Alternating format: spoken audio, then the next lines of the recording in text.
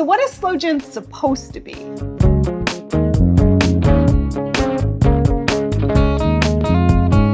Hello and welcome to My Tiny Bottles, the project where I'm exploring my grandmother's legacy of miniature liquor bottles, one tiny bottle at a time. I'm your host, Tammy Coxon, and I'm here today at the Sipsmith Distillery in London with Gergo. Gergo, tell us about yourself. Hello, hi, I'm Gergo. I am the Prestige Brand Ambassador for Sipsmith for the south of the UK.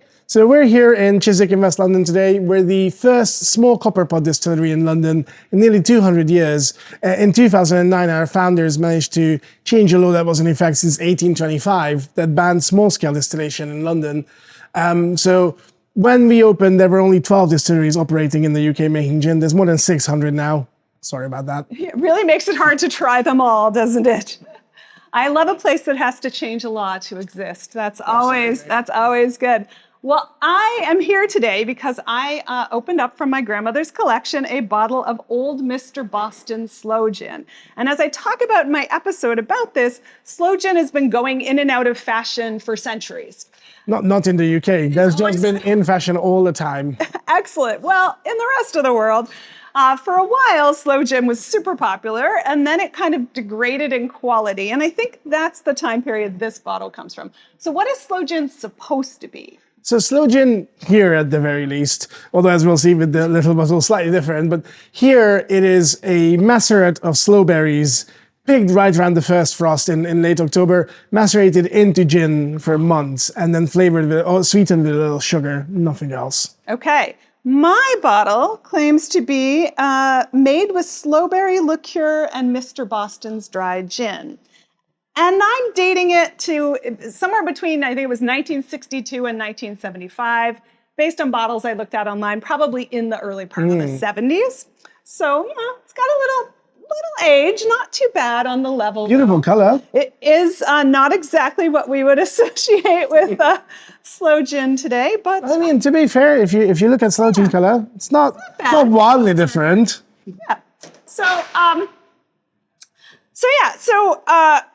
Sloe gin kind of like declined in quality, especially in the US, just became something that was like just artificially flavored and colored. And then around about 2008, I think we started seeing craft Sloe gins come back. Plymouth did one. When did Sipsmith launch theirs? So we launched ours around 2011, quite early on. But also Heyman's from South London, very good friends of ours, restarted around the same time. They have a Sloe and peach one. Yeah, it's very, very, very popular here with even some of the bigger brands, like you mentioned, Plymouth. Everyone does Sloe gin, but also there's so much homemade stuff of somebody just taking a bottle of gin, pouring it over slowberries and just storing it somewhere cool. Right. In the US, we make cherry bounce, which you might make here too. Same thing, right? Take cherries in season, pour booze over them, let them sit until Christmas. Sounds delicious. I'm not familiar with it, but sounds incredible. Yeah, a lot like Sloe. All right, let's dive into tasting this one, I think. All right, so got a couple glasses here. Feel this is the fanciest glass that Mr. Boston Sloe gin has ever been tasted out of. So I said sometimes the hard part is getting it out. This was clearly not hard. This seemed to open very easily, yeah. Really easily. Well, it doesn't look horrible. See, in the glass is actually quite a lot. That's what I was going to say. It's just got a little oxidation, right? It's like just looks a little browned. Nothing horrible. Looks like cough syrup. That smells like rum more than anything. It smells like molasses. It smells like molasses more than anything. I wonder if that's like an oxidation effect, right? That kind of cooked fruit kind of smell. Yeah, also, there's a very heavy sherry influence. So yeah, that must be the oxidation. But I do kind of get a hint of gin there. Yeah. Which, to be honest, I wasn't necessarily expecting it. I mean, I think most things... There is juniper, for sure. Up until the kind of craft Sloe gins came back to the US, most things sold as Sloe gin in the US anyway were just fruit liqueurs, right? Yeah. They didn't have probably any gin in them. Yeah, under EU regulations here, which we still comply with, despite not being part of the EU, under EU regulations, if you want to call it Sloe gin, has to be a gin base. You can't just do a neutral spirit flavored with Sloe. So the bar is already better here. And the minimum of 25% as well. All right, should we go in? Let's go. All right.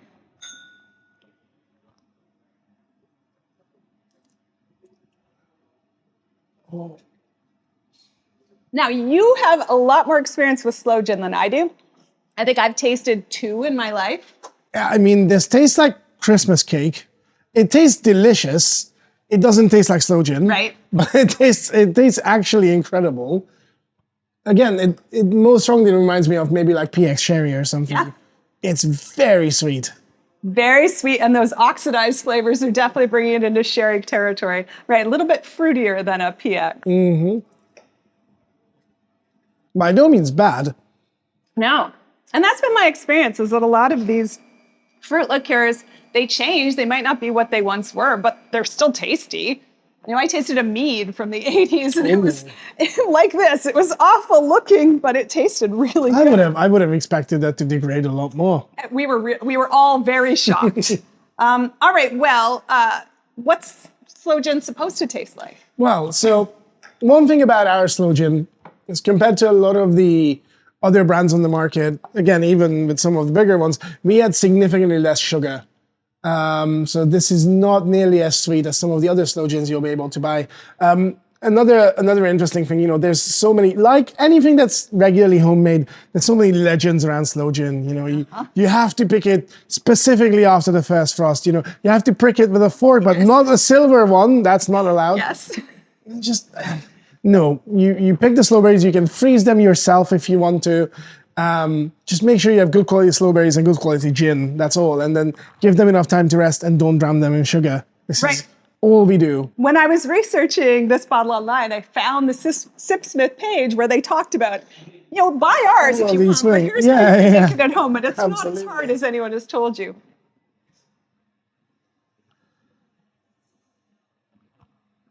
Definitely none of those oxidized aromas.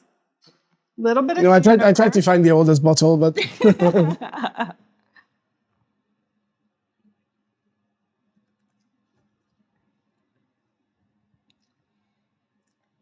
A lot fresher. Lot fresher. You know, much brighter tasting. Some nice acid there that it was pretty much entirely lacking. Yeah, well, I mean, again, like sloe berries are very, very tart. Right. You know, so unless you drown them in sugar, you actually get something that is, despite being a liquor, is actually quite tart and acidic. Right, and very refreshing almost. What proof is this one?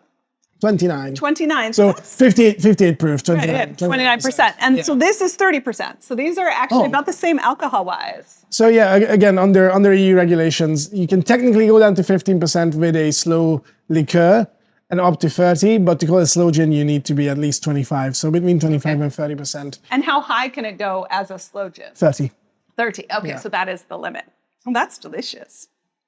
Trying to see if there's like a through line. Now that I know what the sloes are bringing to the party, can I find some sloes? Yeah, it's interesting to retaste. All right, there's a little bit of that acid there that's coming through. Oh yeah, especially on the finish. For sure. Yeah, tasting it after the Sipsmith makes it taste more like sloe gin than it did at first. Still very, very sweet though.